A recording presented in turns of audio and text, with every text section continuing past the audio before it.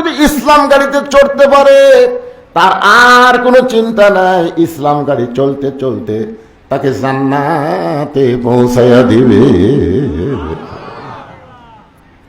এখন ওই জানলার কাছে বসে তার পাশে আর একজন লোক বসছে। গাড়ি যখন ফুল হয়ে গেছে তখন গাড়ি কি আর নওগাঁয় থাকবে? যখন নওগাঁয় থাকবে তখন গাড়ি থাবা মারছে, থাবার ছোট গাড়ি নওগাঁ থেকে ঢাকার উদ্দেশ্যে রওনা দিছে। গাড়িটা যখন বগুড়ার দিকে যাচ্ছে, যে লোকটা প্রথম 1000 টাকার টিকিট কাটছে ওই লোকটার একটা বদ অভ্যাস আছে। কি অভ্যাস? বদ অভ্যাস। ওই মাঝে মধ্যে জানলাতে হাত বার করে আবার ঢুকবে, হাত বার করে আবার ঢুকবে। তখন আর পাশে যে লোকটা বসে আছে এই লোকটা চিন্তা করতেছে, কে রে যেভাবে হাত বার করতেছে ঢুকাচ্ছে, হঠাৎ যদি একটা ট্রাক বা বাসের সঙ্গে হাত বাড়ি খায় তাহলে হাত তো ভেঙে যাবে, ধরে এখন যাবি কি যাবি না। তো আমি যে তার কাছে ভদ্র হয়ে বসে আছি, আমার উচিত কি? আমার কি উচিত? ওর হাত ভাঙ্গুক, এটাই আমার উচিত। আচ্ছা, ওর হাত ভাঙ্গা তখন ওই কাউমান করে চিল্লাচিল্লি করবে, তখন জনগণ বলবে তোমার কাছে এই লোকটা বসে আসলে তুমি সতর্ক করো নি কেন? যখন বলবে কি বলবে না? কেউ বলার আগেই লোকটা বিবেকের তাড়নায় বলতেছে। আল্লাহ কোরআনে বলেন, ওয়ামান আহসানু কওলাম মিম্মান দাআ ইলাল্লাহ ওয়া আমিলা সালিহান ওয়া ক্বালা ইন্নানি মিনাল মুসলিমিন।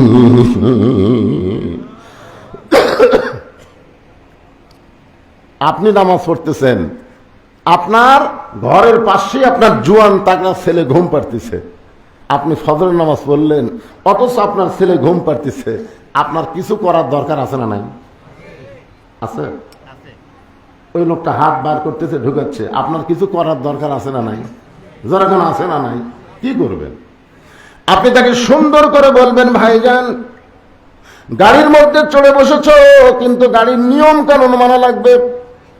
তুমি যে গাড়ির মধ্যে 1000 টাকার টিকিট কাইটা, ইমানের টিকিট কাইটা, তুমি যে ইসলাম গাড়ির মধ্যে বসেছো মুসলমান হইয়া, এই গাড়ির নিয়ম কানুন আছে না নাই? ইসলাম গাড়ির নিয়ম কানুন হলো আল্লাহর কোরআন আর নবীর সুন্নাহ। তুমি মুসলমান হয়ে ইসলাম গাড়িতে চড়বে, কিন্তু ইসলাম গাড়ির কোরআন হাদিস মানবা না, এমন মুসলমান আল্লাহর দরকার নাই। জোরে কোন কথা ঠিক কি না?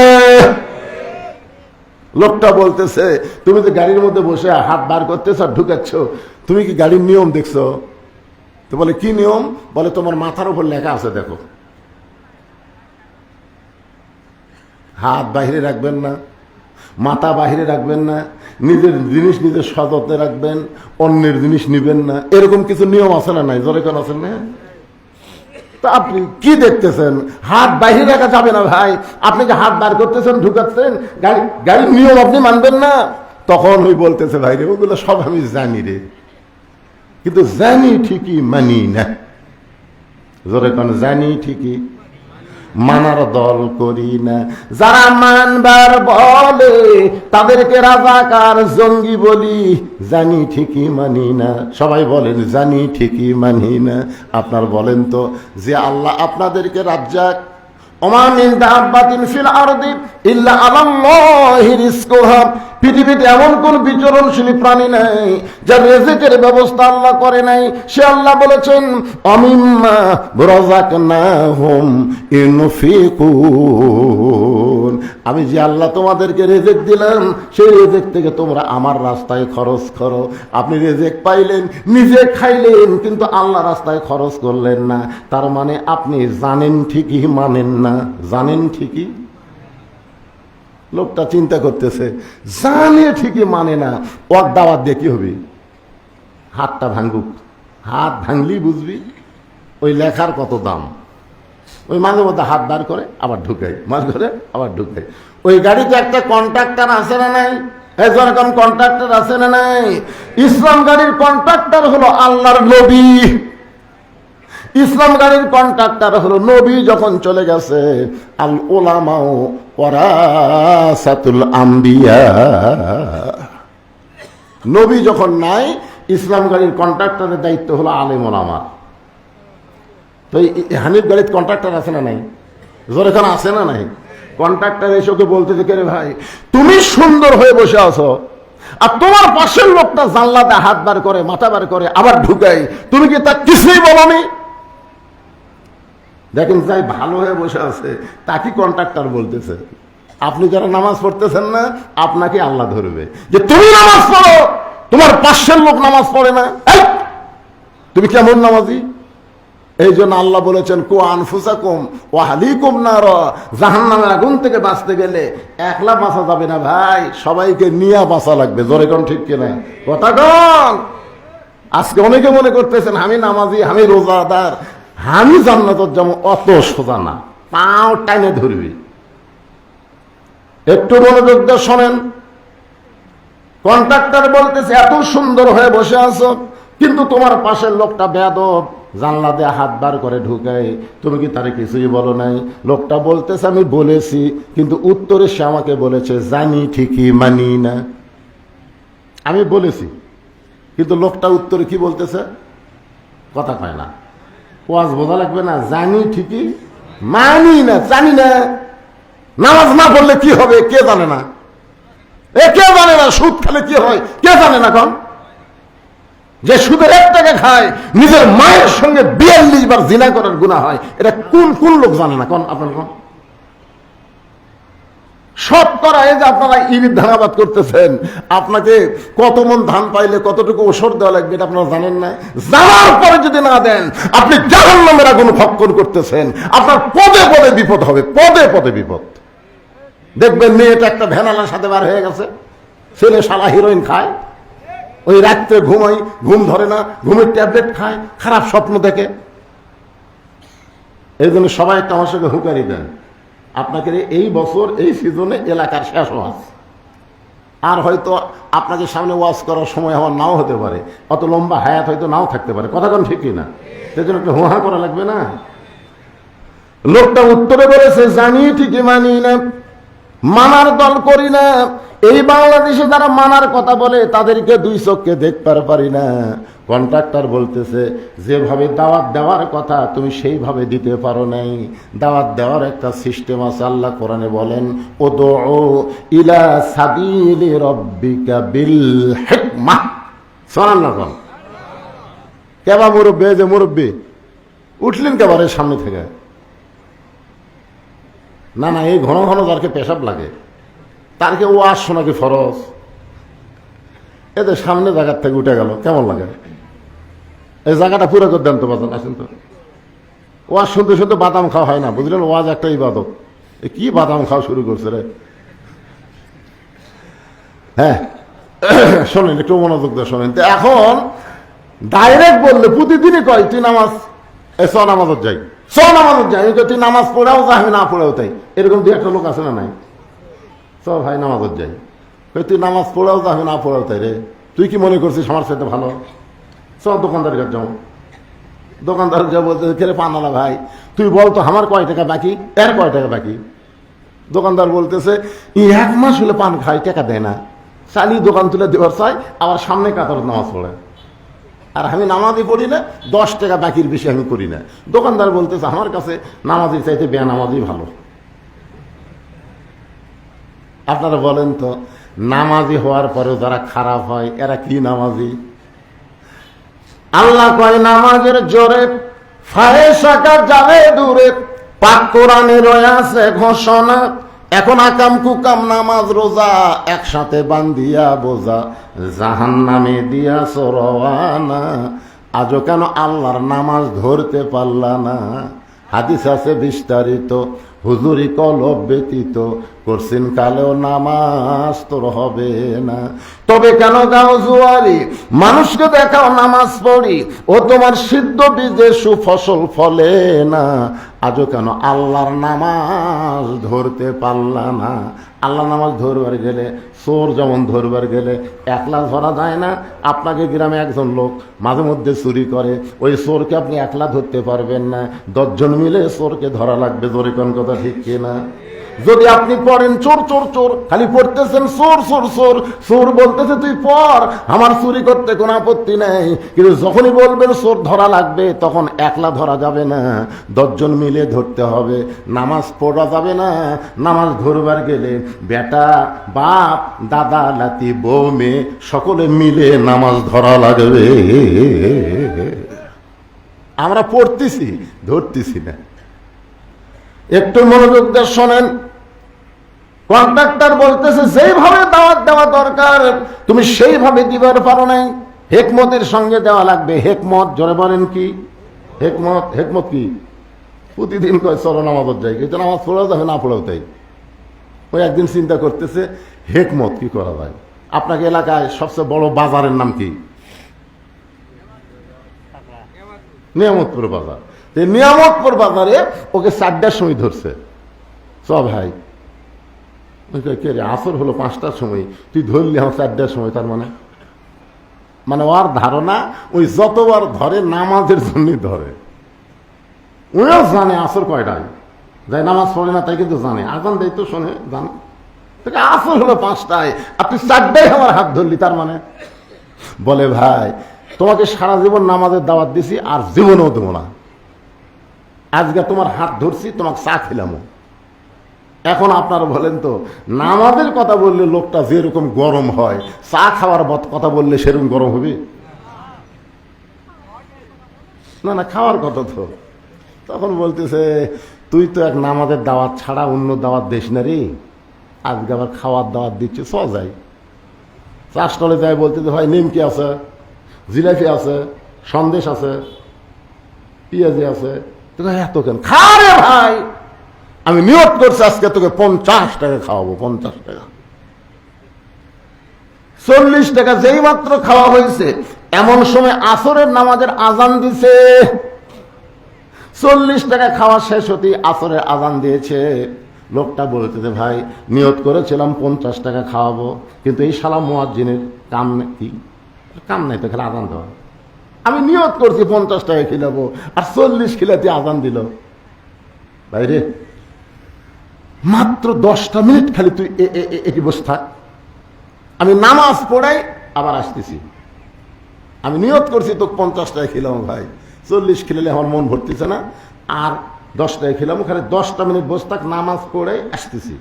এই বলে নামাজি যখন মসজিদ দিকে যায়, বেনামাজি খপ করে হাত ধরছে। হাত ধরে বলতেছে কে ভাই, আমাকে বলবি না? তখন বলতেছে আর আগে বহুদিন কষি ভাই রে, তুই আমাকে বলছিস তুই নামাজ পড়াতে, আমি না পড়েও তাই, আমি আর বলবো না। আরে পাগলা, এতদিন খালি খালি নামাজের কথা বলছিস, আর 40 টাকা খিলেছিস, খালি করে দেখ। তুই কি মনে করছিস আমার বিবেক কুত্তে মুতিছে? আরে যত বড়ই খারাপ হয়, যে ভাই আমাকে 40 টাকা খাওয়ার পারে, আর তাই একলাই নামাজের জন্য খালি কয়ে দেখ, খালি কয়ে দেখ, আমি রেডি হয়ে আছি। নামাজি মনে মনে কয় আল্লাহ, ডাইরেক্ট কাম হয়নি, এবার হেকমতের সাথে কাম হচ্ছে। সুবহানাল্লাহ। বলতে তো ভাই যান তাহলে চলো যাই। মসজিদের কাছে নিয়ে এসে বলতে যে পৃথিবীর শ্রেষ্ঠ জায়গা হলো আল্লাহর ঘর, আর পৃথিবীর খারাপ জায়গা হলো হাট বাজার। আপনারা সত্যি করে বলেন তো, হাট বাজারের মধ্যে আপনাদের মন বেশি টিকে না মসজিদের মধ্যে? ভাই সত্যি করে কোয়া লাগবে। ইমাম গাজ্জালি বলেছেন যেই মন হাট বাজারে আনন্দ পায়, ওই মনের মধ্যে ক্যান্সার ধরছে, ক্যান্সার। ও যে মমতাজ একটা গান গাছে, মমতাজ, বেগম মমতাজের নাম শোনেননি আপনারা? এই মমতাজের সব গান কিন্তু খারাপ নয়, আর কতগুলো গান আমার খুব ভালো লাগে। তার মধ্যে একটা গান হলো মনে যদি পছন্দ ধরে, গন্ধ কিরে পাওয়া যায়, চোখে তারে যায় না দেখা, মলম দিবা কোন জায়গায়। যে মনটা হাট বাজার আনন্দ পায়, মসজিদের মধ্যে ছটফটায়, ওই মনওয়ালা দেহ কোনদিন জান্নাতে যাবার পারবে? কারণ পৃথিবীর শ্রেষ্ঠ জায়গা হলো আল্লাহর ঘর, আর পৃথিবীর খারাপ জায়গা হলো হাট বাজার। আজকে হাট বাজারের মধ্যে আমরা শান্তি পাই, মসজিদের মধ্যে গেলে আমরা ছটফটাই। লোকটা বলতে তো ভাইজান এটা হলো আল্লাহর ঘর, এই ঘরের মধ্যে দৈনিক 5 বার আমাদেরকে হাজরা দেওয়া লাগে। জোরে বলেন কয়বার? আল্লাহ রাসূল বলেছেন, যে ব্যক্তি 5 বার মসজিদে হাজরা দিবে ওই ব্যক্তির জন্য আল্লাহ জান্নাতকে ওয়াজিব করে দিবে। হাসরের ময়দানে আল্লাহ তার হাতে জান্নাতের একটা চাবি দিয়ে দিবে আর ঘোষণা করবেন, আসসালাতু মিফতাহুল জান্নাহ। অনেকে মনে করতে যে হুজুর আমরা না 5 ওয়াক্ত পড়ি না, তাই বলে কি জুম্মা পড়ি না? আপনারা যারা 5 ওয়াক্ত পড়েন না, খালি জুম্মা মারতেছেন। এখানে অনেক ছেলেরা আছে 5 ওয়াক্ত পড়ে না, খালি জুম্মা পড়ে, আছে না নাই? ওর আবার চরিত্র কি জানেন? সবার শেষে যাবি, আবার সবার আগে বাড়াবি। হাসরের ময়দানে আল্লাহ খুশি হয়ে বলতেছে, যারা 5 ওয়াক্ত পড়ে নাই, খালি জুম্মা পড়ছে, আমি আল্লাহ তাদেরকে জান্নাত দিয়ে দিলাম। যাও, আমি রহমানুর রহিম রে, আমার দয়া শেষ নাই রে, যা 5 ওয়াক্ত পড়িস তো কি হচ্ছে, খালি জুম্মা পড়ছো, জান্নাত যা। তখন জুম্মা পাটিরা যা খুশি হয়ে বুঝলেন, আয় আয় তোরা 5 ওয়াক্ত পড়ে বসে থাক, আমাকে আল্লাহ আগে জান্নাত দিল।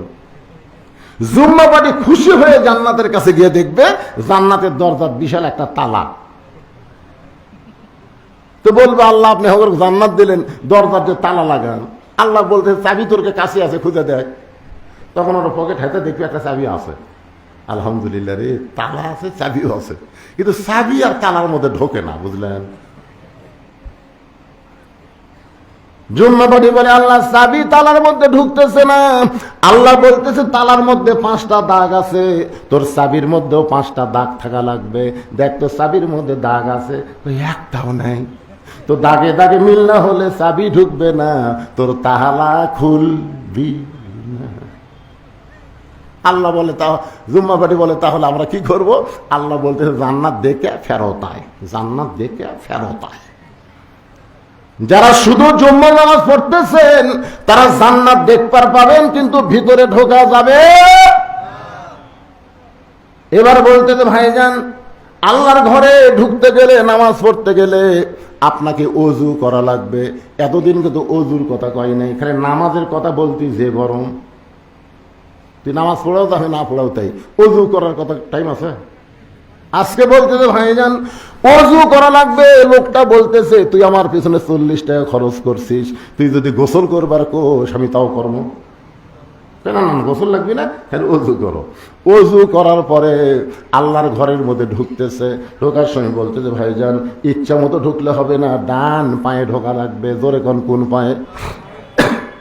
শুধু ডান পায়ে ঢুকলে হবে না, জবান খুলে একটা দোয়া পড়া লাগবে। যারা আপনার মসজিদের মধ্যে ঢোকেন, ডান পায়ে ঢোকার সময় একটা দোয়া পড়তে হয়। এই দোয়াটা কি আপনারা জানেন? জানেন দোয়াটা কি? আল্লাহুম্মা ফতাহলি আবওয়াবা রহমাতি। এই দোয়াটা পড়ে মসজিদের মধ্যে কোনো বান্দা যখন ঢোকে, আল্লাহ রাসূল বলেছেন, যতক্ষণ মসজিদের মধ্যে থাকে ততক্ষণ আল্লাহ রহমতের কোলে সে জায়গা পায়। এখন বলেন, আল্লাহ রহমতের কোলে জায়গা পাওয়ার পরে যে লোকটা বারবার মসজিদের ঘড়ি দেখে, বারবার মসজিদের ঘড়ি দেখে, 5 মিনিট পরে জামাত হবে, এর মধ্যে 6 বার ঘড়ি দেখে, যে ব্যক্তি বারবার ঘড়ি দেখে বুঝবেন ও আল্লাহর ঘরের মধ্যে ঢুকলেও আল্লাহ রহমতের কোলে জায়গা পায়নি, কারণ আল্লাহ ওকে পছন্দ করে নাই। হয়তো ওর কাপড় পাক নাই, ওর শরীর পাক নাই, হয়তো ঘুষ খাওয়ার টাকা দিয়ে গোস্ত খাচ্ছে, সুদের টাকা দিয়ে মাছ কিনছে, এগুলো খাইয়া মসজিদে গেছে, যাওয়ার পরে খালি বারবার ঘড়ি দেখতেছে। শরীর পাক, নামাজের পড়বে গেলে কয়টা পাক থাকা লাগবে? শরীর পাক, কাপড় পাক, নামাজের মসজিদ যে পাক, এ ব্যাপারে কোনো সন্দেহ।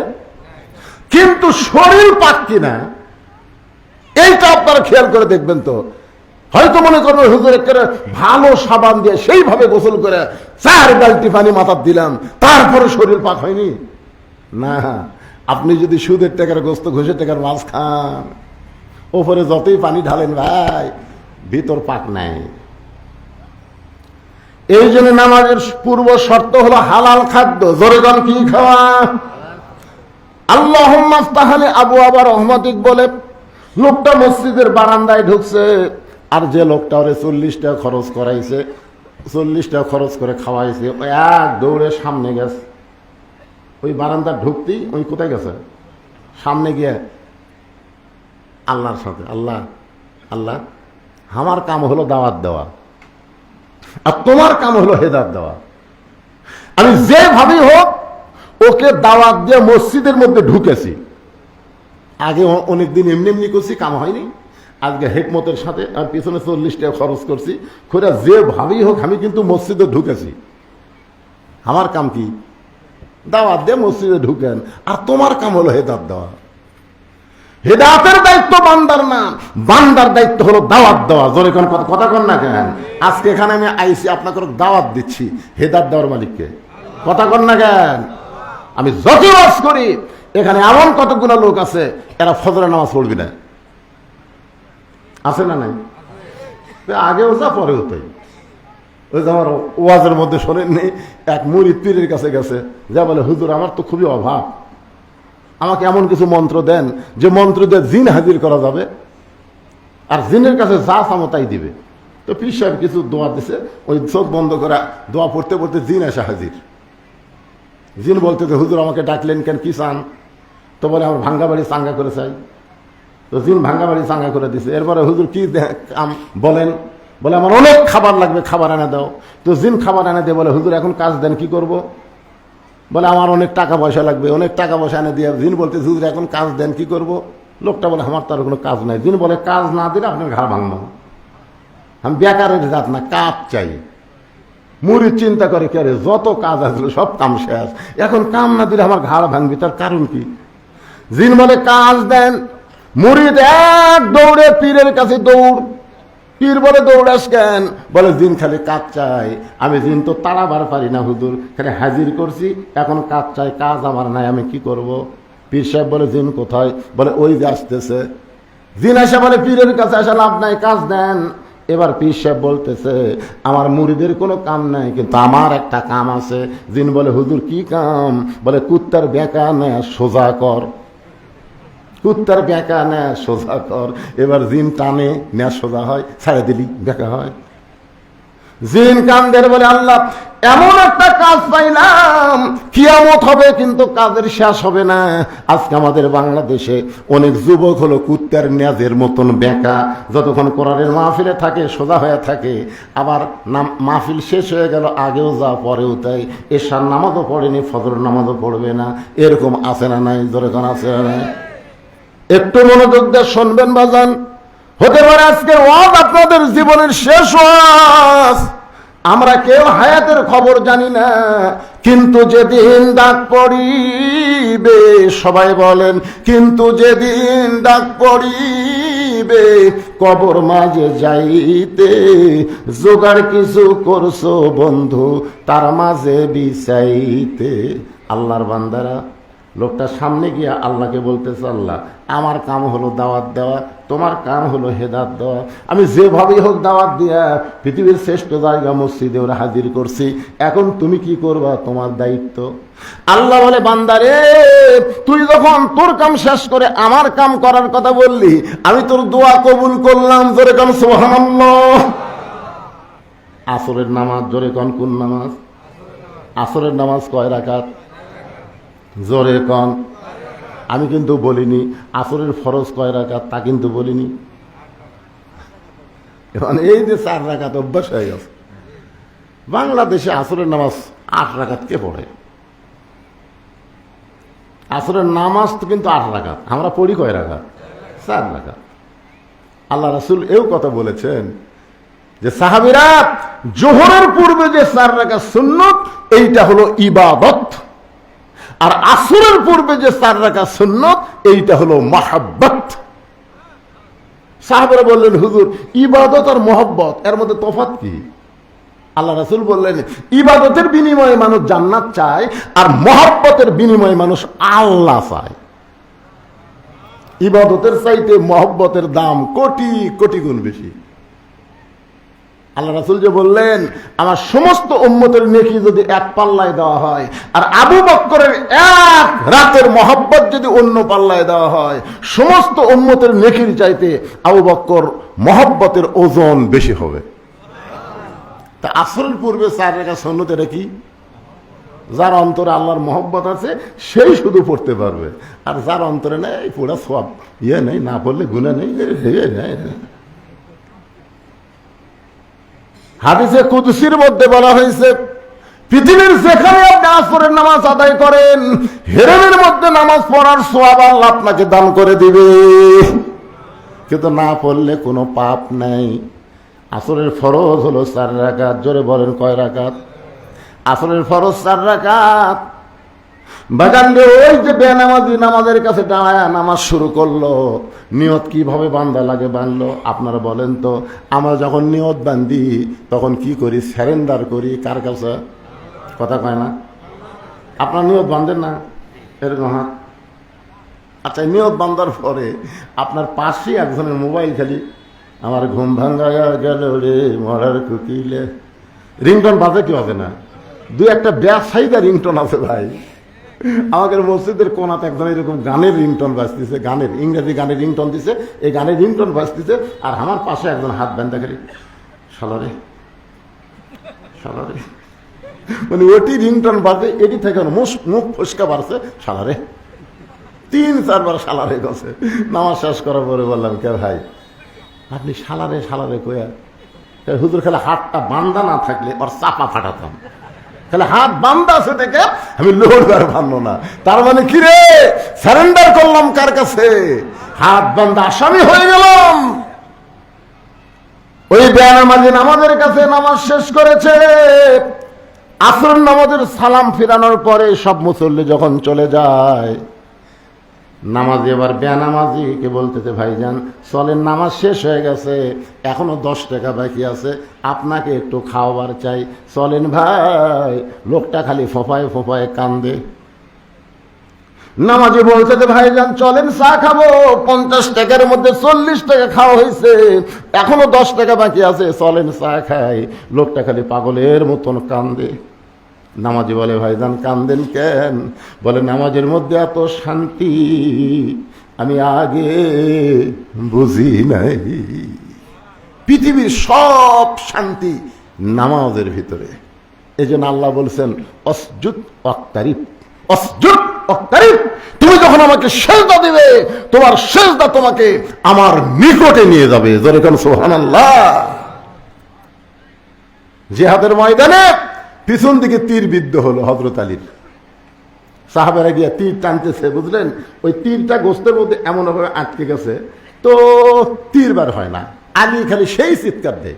এখন বলেন, গোস্তের মধ্যে তীর গেছে, সে তীর টানা বের করতে চিৎকার দেবে না?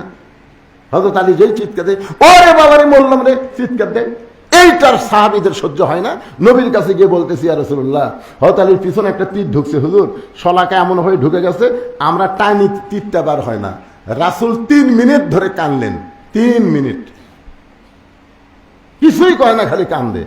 আবু বকর বলে, হুজুর আপনি এভাবে কান্দেন কিছু? আল্লাহ রাসূল বলতেছে, আমার আলীর পিছনে তীর কে মারল? আলীর পিছনে তীরটা মারল কে?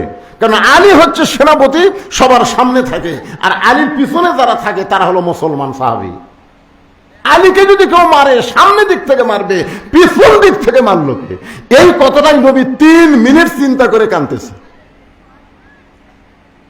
এমন সময় আল্লাহ তাআলা কোরআনের আয়াত নাযিল করলেন, ওয়ামিনান নাসি মান ইয়াকুলু আমান্না বিল্লাহি ওয়া বিল ইয়াউমিল আখিরি ওয়া মা হুম বিমুমিনিন।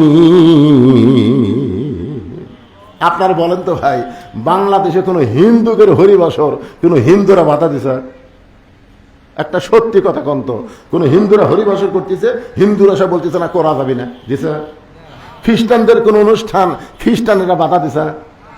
কিন্তু মুসলমানের কোরআনের তাফসীর অনেক মুসলমানেরা বাধা দেয়। জোরে কোন কথা ঠিক কি না? আপনারা বলেন তো, একদল মুসলমান তাফসীর করবে, আর একদল মুসলমান বাধা দিবে, ওই শালারা কি মুসলমান? ওই শালারা কি? এই আয়াতের মধ্যেই সব কথা। রাসূল বললেন, আমার আলীকে কেউ যদি মারে, সামনে দিক থেকে মারবে, কারণ আলী থাকে সেনাপতির সামনে, আলীর পিছনে যারা থাকে সব মুসলমান নবীর সাহাবী, তার পিছন দিক থেকে মারল কে? এমন সময় আল্লাহ কোরআনে আয়াত নাযিল করে বললেন, নবী গো, কিছুদিন হলে কাফেররা একটা মিটিং করে চিন্তা করতেছে, যেই জেহাদের ময়দানে আলী থাকে সেই জেহাদে মুসলমানের বিজয় হয়। ইসলামকে ঘায়েল করতে গেলে আলীকে ঘায়েল করা লাগবে। কাফেরদের মধ্যে একজন বলতেছে, সামনের দিক থেকে আলীকে কেউ যদি মারতে যায়, আলীকে মারার আগেই আলী তাকে জাহান্নামে পাঠায়। তাহলে সামনের দিক থেকে আলী তো মারার বুদ্ধি নাই। তখন কাফেরদের নেতা বলতেছে, এক কাম করো, আমাদের মধ্যে কিছুকে মুসলমান সাজাও। যখন কি সাজাও? কিছুদিন হলে আবার সামনে যুদ্ধ হবে, এই যুদ্ধের আগে এরা মসজিদের মধ্যে যে নামাজ পড়ি, মাথার টুপি, মুকুট, দাড়ি, পরনে যুগবে, সেই পাকা মুসলমান। কিন্তু এরা আসলে মুসলমান না, এরা আলী পিছন দিক থেকে মারা লাগবে। ধরে কোন দিক থেকে মারা লাগবে? কারণ এ ভাই, গুরুত্বপূর্ণ কথা, কোন দিকে তাকান। আমাদের বাংলাদেশেও এভাবে মুসলমানদেরকে পিছন থেকে মারার একটা চক্রান্ত চলতেছে। ধরে কথা কন না কেন? ওরা মুসলমান না, এরা মুসলমানের বসবাসকারী মুনাফিক। এখন মুসলমান সাইদাত পিছন দিক থেকে হযরত আলীকে তীর মারছে, আসলে কিন্তু তারা মুসলমান না, মুসলমান সাজিয়া মারছে। রাসূল বললেন, এভাবে আলীকে কষ্ট দিও না। আলীর পিছনের তীর বের করতে গেলে আলী যখন নামাজের মধ্যে থাকবে ওই সময় তীর বের করা লাগবে। তোমরা তীর বের করতে পারবা না, তখন বার করা যাবে আলী যখন নামাজের ভিতরে থাকবে। নামাজের কিন্তু তিনটা দিক আছে, একটা হলো নামাজের শুরু, একটা হলো নামাজের ভিতর, একটা হলো নামাজের শেষ। আপনারা যে নামাজ পড়েন, আপনারা বলেন তো নামাজের শুরু আর নামাজের ভিতর, নামাজের শেষ কি? নামাজের শুরুটা হলো শরীয়ত, নামাজের ভিতরে হলো মারিফাত, আর নামাজের শেষটা হলো হাকিকত। নামাজের শুরুটা হলো শরীয়ত, শরীয়ত দিয়ে মানুষ নামাজ শুরু করবে, কিন্তু নামাজের মধ্যে যখন ঢুকবে, আসসালাতু মিরাজুল মুমিনিন, ওই নামাজটাই আল্লাহর সঙ্গে দেখা করে দিবে। আজকে শুনে নেন, আপনার পান বি না পান, শুনে নেন নামাজের শুরুটা কি। এবারে কথা কর না কেন? নামাজের শুরুটা হলো শরীয়ত, নামাজের মাঝখানটা হলো মারিফাত, আর নামাজের শেষটা হলো হাকিকত। আল্লাহ রাসূল বললেন, আলী যখন নামাজের ভিতরে থাকবে ওই সময় তার তীর বের করতে হবে। দুইজন সাহাবীকে নবী বললেন, তোমরা জামাতে নামাজ পড়বা না। একটা হলো জাবের আর একটা হলো হুযায়ফা। এই দুইজনকে বলল, তোমরা আজকে জামাতে নামাজ পড়বা না, তোমরা আলীর তীর বের করার জন্য তোমরা চেষ্টা করবে, পরে তোমরা নামাজ পড়বে, কিন্তু আলীর পিছনে তীর বের করতে গেলে তোমাদেরকে জামাত পড়া যাবে না। আল্লাহ রাসূল হলেন ইমাম। আলী যেখানে দাঁড়াইছে ডান পাশে আবু বকর, বাম পাশে হলো হযরত ওমর, আর পিছনের কাতারে যিনি দাঁড়াইছে তার নাম হলো ওসমান গনি। একটু দাঁড়ানোর চেহারাটা দেখেন, ডান পাশে যিনি দাঁড়াইছে তার নাম কি? সবাই বলেন নাম কি? বাম পাশে যিনি দাঁড়াইছে হযরত ওমর, আর পিছনের কাতারে যিনি দাঁড়াইছে আলী বরাবর, তার নাম হলো ওসমান। নবী নামাজ শুরু করে দিলেন। জাবের হুযায়ফা তীর টানে, যখন তীর টানে আলী পিছন দিকে চলে আসে, আবার ছাড়া দিলে ঠিক জায়গায় খাড়া হয়। জাবের ফিসফিস করে হুযায়ফারে বলতেছে যে শলাকায় হাত দিলে হযরত আলী চিৎকার দিয়া কান্দে, এখন তীর ধরে টানি, লড়ে সড়ে কিন্তু কান্নার কোনো শব্দ নেই। জাবের বলতে তো হুযায়ফা রে, এই অবস্থায় তীর বের করা যাবে না। আলী যখন নামাজের মধ্যে যাবে, নামাজের মধ্যে হচ্ছে ওয়াসজুদ ওয়াক্তারিব, যখন আলী নামাজের সেজদা দিবে এমন সময় দুইজন সাহাবী আলীর পিঠের উপরে দুইটা পা দিয়া এত জোরে তীর টান মারছে, শুধু তীর বের হয় নাই, তীরের সঙ্গে গোস্ত পর্যন্ত ছেড়ে আইছে। 20 মাকা তীর। যেরকম কি মাকা? 20 মাকা তীর। কাফেরেরা কিন্তু এমন একটা তীর মারছে যে গোস্ত পর্যন্ত সিমেন্টের মতো জমে গেছে। 20 মাকা তীর। নামাজ যখন শেষ হয়ে গেল, ওই নামাজটা হলো আসরের নামাজ। জোরে বলেন কোন নামাজ? নামাজ যখন শেষ হয়ে গেল, আল্লাহ নবী সাহাবীর দিকে মুখ ঘুরে বসলেন। মুখ ঘুরে বসার পরে জাবের হুযায়ফা ওই তীর আর গোস্তের টুকরা নবীর সামনে জমা দিলেন। সঙ্গে সঙ্গে নবী পাগড়ি দিয়া ওই গোস্তের টুকরাটা আপনি লুকিয়ে রাখলেন, ওই গোস্তের টুকরাটা লুকিয়ে রাখলেন। আর রক্তমাখা তীর দেখে নবী খুব কান্না কানলেন। কিছুক্ষণ পরে নবী ডাক দিলেন, আলী, আমার আলী কোথায় রে, আমার আলী কোথায়? আলী কিন্তু নবীর সামনে কাতারে নামাজ পড়ছেন, ডান পাশে আবু বকর, বাম পাশে ওমর। তারপরে নবী বললেন, আমার আলী কোথায়? সঙ্গে সঙ্গে আলী দাঁড়ায় বলে, লব্বাইক ইয়া রাসূলুল্লাহ, এই তো আপনার সামনে আমি দাঁড়িয়ে আছি। রাসূল বলে, আলী রে, ও আলী, তোমার কি শরম নাই আলী? তীরের শলাকায় হাত দিলে তুমি চিৎকার দিয়ে কান্দো, সেই তীর বের হলো, তীরের গোস্ত ছিঁড়াইলো। আমি নবী জানতে চাই তুমি আলী তখন ছিলে কোথায়? সুবহানাল্লাহ বলেন না। আপনারা বলেন তো, আলী কোথায় ছিল নবী জানে না? এদের এখন জানে কি জানে না? আবু বকর আর ওমর মুখ চাওয়াচাই করতেছে, কি রে আলী আমার বাম পাশে, ওমর কয় আমার ডান পাশে, আমাদের দুইজনের মাঝখানে আলী নামাজ পড়লো মসজিদে নববীতে, আর নবী বলতেছে, আলী তুমি কোথায় ছিলে? হযরত আলী ছোট বাচ্চার মতন শুধু কান্দে। আল্লাহ রাসূল বলে, আলী রে, কানলে হবে না, আনা মাদিনাতুল ইলমি ওয়া আলী বাবুহা, আমি হচ্ছে এলেমের শহর আর তুমি হচ্ছে তার দরওয়াজা। আলী বলতেছে, রাসূলুল্লাহ, জানার পরেও যখন জানতে চান তাহলে শোনেন, আমার পিঠ থেকে যখন তীর টেনে বের করছে, গোশত ছিঁড়াইছে, আমি তখন কাবার ভিতরে ছিলাম। মসজিদ নববীর মধ্যে যত সাহাবী, সমস্ত সাহাবী চমকে উঠছে, কারণ মসজিদ নববী থেকে কাবা হলো 430 কিলো দূরে। বর্তমান হিসাবে কাবা হলো মসজিদ নববী থেকে 430 কিলো। বলেন কত কিলো? 430 কিলো দূরে হলো কাবা। নামাজ পড়লো মসজিদ নববীতে, আর আলী বলতেছে, আমি তখন কাবার ভিতরে ছিলাম। আল্লাহ রাসূল বলে, আলী তুমি কাবার ভিতরে কেমনে গেলা? আলী বলতেছে, হুজুর, আপনার পিছনে যখন নামাজ শুরু করলাম, শরীয়তে নিয়ত করলাম, শরীয়ত মোতাবেক সেজদার দিকে তাকায় থাকলাম। আমি যখন হাত বাঁধছি, আমার নজর তখন সেজদার দিকে। ধরে কোন দিকে? সেজদার দিকে নজর গেল। ইয়া রাসূলুল্লাহ, আমি ইচ্ছা করে নয়, আমার দুইটা চক্ষু কে যেন বন্ধ করে দেয়। আমি চক্ষু বন্ধ করি না, কিন্তু আমার দুইটা চক্ষু কে যেন বন্ধ করে দেয়। চোখের পাতা এত ভারী হয়ে গেল, আমি চোখ মেলাবার চাইলেও চোখ আর মেলাবার পারি না হুজুর। আমার দুইটা চক্ষু যখন বন্ধ হয়, আমি তখন দেখতে পাই যে জায়গায় সেজদা দিব, ওই জায়গায় আল্লাহর কাবা ঘর সে দাঁড়িয়ে গেছে। আল্লাহ রাসূল বলে, আলী এরপরে খবর কি? আলী বলতেছে, রাসূলুল্লাহ, আমি নামাজের মধ্যেই বললাম, ও কাবার মালিক, আমার সেজদার জায়গায় কাবা দিয়ে আপনি আমাকে খুশি করতে পারবেন না, কারণ আমি কাবার নামাজ পড়ি না, আমি নামাজ পড়ি ইন্না সলাতি, বলেন সবাই, ইন্না সলাতি ওয়া নুসুকি ওয়া মাহইয়ায়া ওয়া মামাতি লিল্লাহি রাব্বিল আলামিন। আপনার বলেন তো, নামাজ কার জন্যে? আচ্ছা, আপনাকে এলাকার কি নামাজিদের সংখ্যা কম? বাংলাদেশে বহু জায়গায় দেখছি, এই নামাজের ওয়াজ করলে কিছু কিছু লোক আনমনা হয়ে যায়। আপনারা বলেন তো ভাই, নামাজ বাদ দেখে জান্নাত যাবি এমন কোন বাপের বেটা আছে?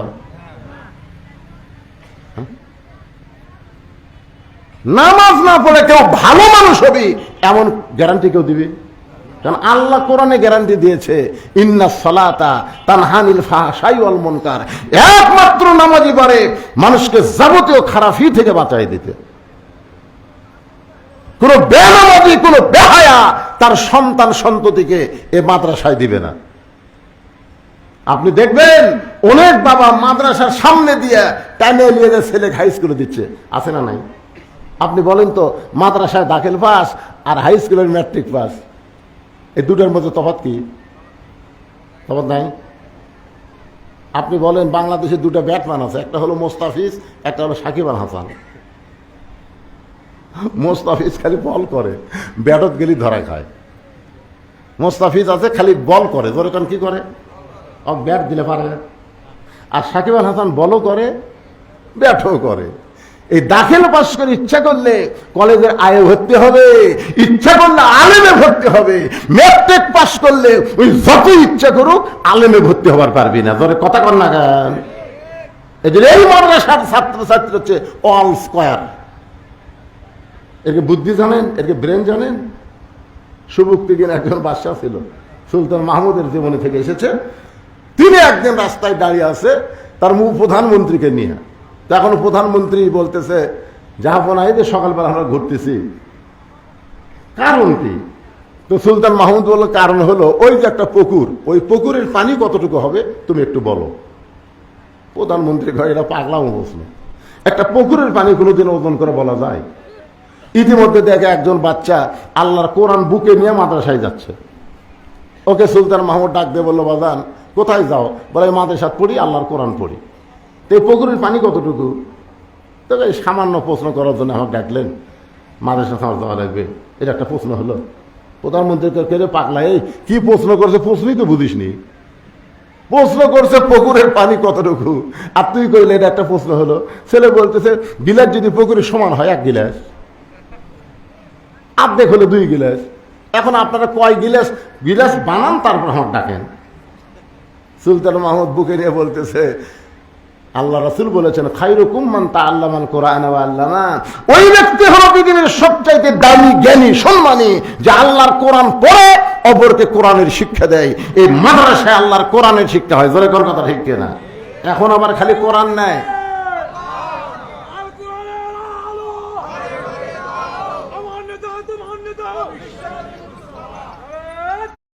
খালি সরকার না, আপনারাও মাদ্রাসা দেখে পারেন না।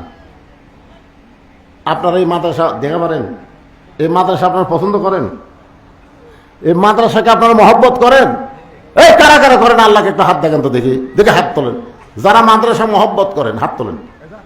লিল্লাহি তাকবীর, হাত নামান।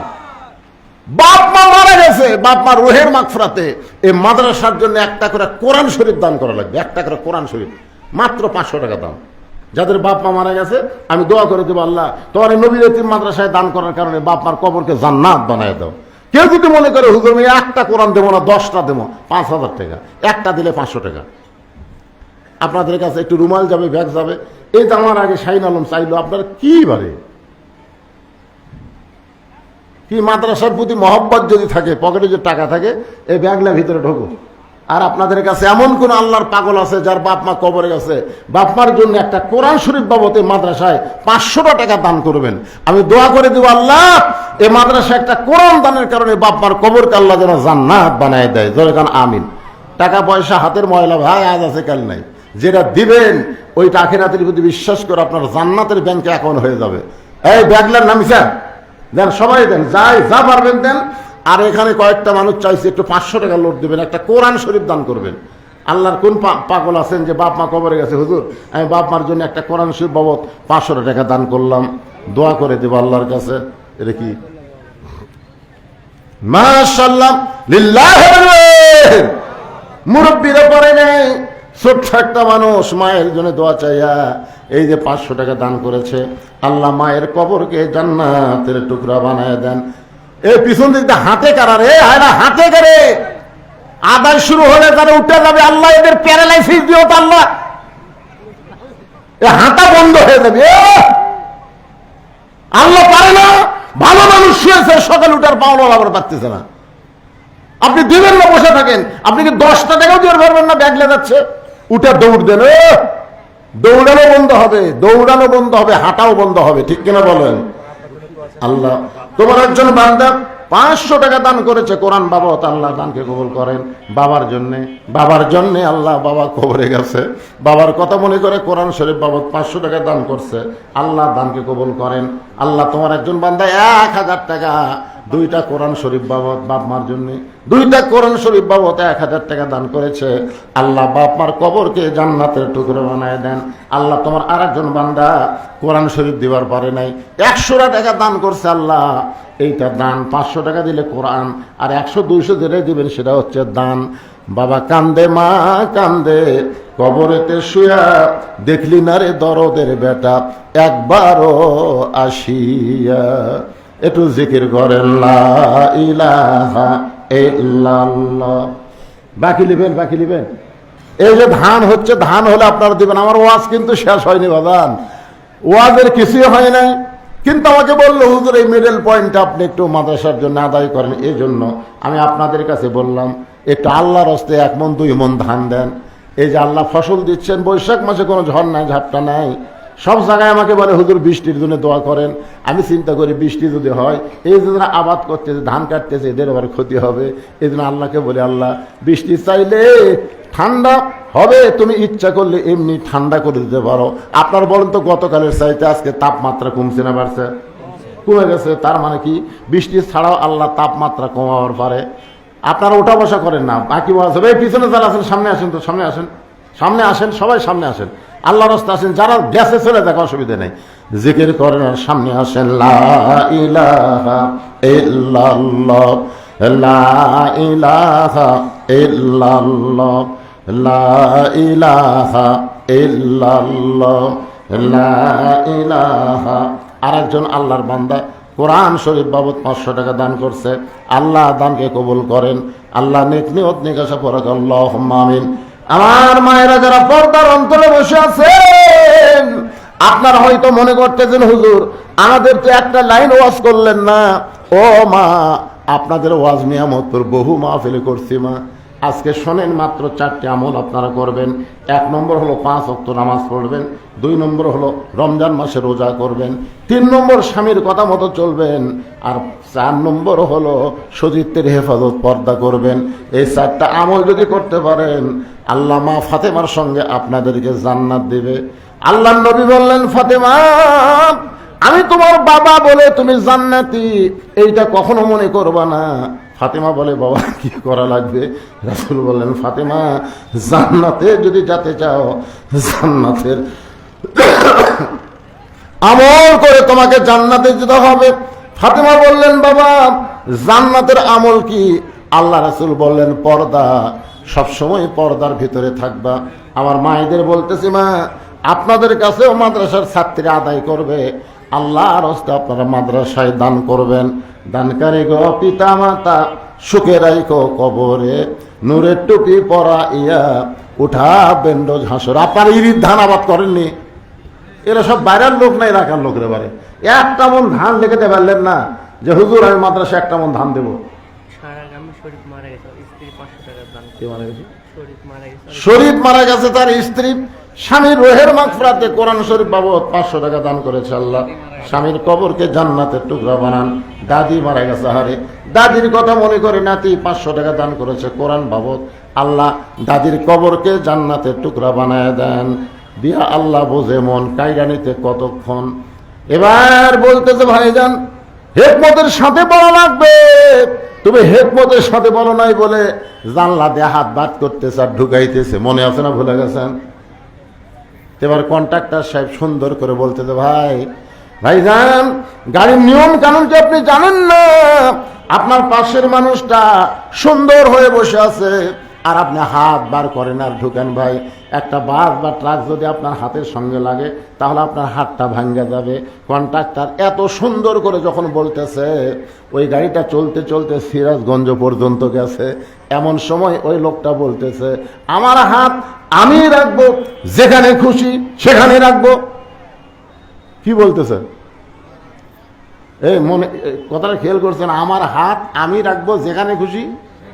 আমাদের বাংলাদেশে একটা স্লোগান আছে, আমার ভোট আমি দিব, যাকে খুশি তাকে দিব।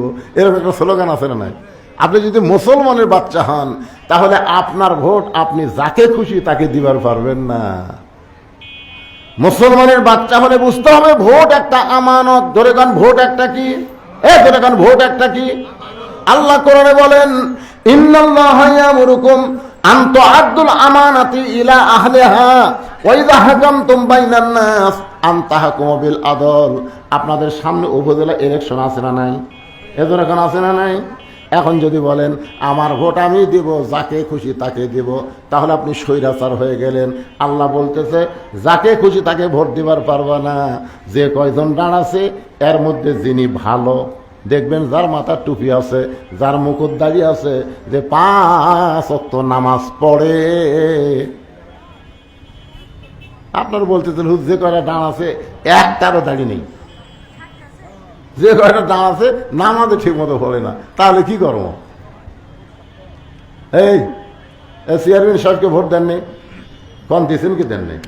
এই চেয়ারম্যান সাহেবকে যারা ভোট দিয়েছেন, চেয়ারম্যান সাহেব যদি ভালো কাজ করে, জনগণের সম্পদ মায়েরা যদি না খায়, জনগণের মধ্যে যদি বন্টন করে দেয়, যারা ভোট দিয়েছেন চেয়ারম্যান খালি একলাই নেককার হচ্ছে না, যারা ভোট দিয়েছে তাদের আমল নামায় আল্লাহ নেকি দান করতেছে। আবার অনেক লোক ভোট দেওয়ার পরে বুঝলেন হাসরের ময়দানে যাবি, আল্লাহ কয় তোর 20 বস্তা সিমেন্ট চুরি করা, তোর আমল নামার মধ্যে 10 টন রড। তখন কবি আল্লাহ আমি জীবনে মেম্বার চেয়ারম্যান হইনি, আমি সিমেন্ট কেমনে চুরি করনো, রড কেমনে চুরি করনো? আল্লাহ কয় তুই যে চোরক ভোট দিছু, ওই চোর যত চুরি করছে তোর ভোটের কারণে তোর আমল নামায় ওর চোরের একটা অংশ চলে আসছে। এই জন্যে আমার হাত আমি রাখবো, যেখানে খুশি সেখানে রাখবো বলা যাবে। কন্ট্রাক্টর বলতে যে ভাইজান ইসলাম গাড়ির নিয়ম হলো পুরাপুরি ভাবে গাড়ির নিয়ম মানে গাড়ির মধ্যে থাকতে হবে। আর তুমি হাত বার করতেছ, ঢুকাইতেছ, আস্তে আস্তে গাড়ি যখন যমুনা ব্রিজের কাছে গেছে, এমন সময় কন্ট্রাক্টর বলতেছে ওস্তাদ আপনার বলেন তো হানিফ গাড়ির একটা ওস্তাদ আছে না নাই? আছে না নাই? ওস্তাদ গাড়ি ব্রেক হবে। ওস্তাদ বলতেছে নগা থেকে ছাড়ছে গাড়ি, ঢাকায় গিয়ে থামবে গাড়ি, মাঝখানে তো ব্রেক নাই। কন্ট্রাক্টর বলতেছে পিছন দিকে তাকা দেখেন, এমনি ব্রেক। গাড়ি ব্রেক করে পিছন দিকে তাকা দেখে, হাত বার করে আর ঢুকাই, হাত বার করে আর ঢুকাই। গাড়ির ড্রাইভার বলতেছে কে রে ভাই, তুমি আর কাছে সুন্দর হয়ে বসে আছো, আর ওই সুন্দর, তুমি কিছুই বলনি? আমি বলেছি। ও বলে জানি, ঠিকই মানি না। গাড়ি ড্রাইভার বলতেছে কন্ট্রাক্টর তুমি নওগাঁ থেকে ঢাকা নিরাপদে গাড়ি নিয়ে যাবো, সেই কন্ট্রাক্ট নিছে, আর তোমার গাড়িতে এরকম বেসাইজের যাত্রী, তুমি কিছুই বলনি? বলে আমি বলেছি তো। আমার হাত আমি রাখবো, সেখানে কইছি সেখানে রাখবো। এবার গাড়ির ওস্তাদ বলতেছে তাহলে শোনো, তোমরা সমস্ত যাত্রী মিলে ওর ঘাড় ধরো, আর পাশায় একটা লাথি মারো, যমুনা নদীর মধ্যে ফেলে দাও।